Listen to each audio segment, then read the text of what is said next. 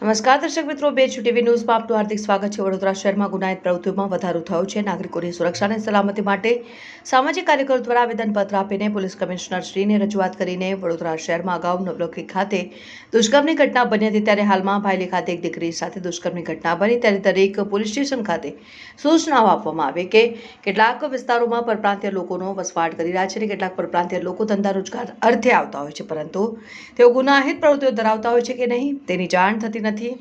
ત્યારે તમામ વિસ્તારોમાં ઓચિંતી વિઝિટ કરવામાં આવે અને ભાડા કરાર અને પુરાવા ચેકિંગ હાથ ધરવામાં આવે તેવી માંગ કરવામાં આવી। વારંવાર ગુનાહિત પ્રવૃત્તિઓ થતી હોય તો તેવા વિસ્તારોમાં વધુ પેટ્રોલિંગ અને કોમ્બિંગ હાથ ધરવામાં આવે જેથી ગુનાહિત પ્રવૃત્તિઓ અટકાવી શકાય।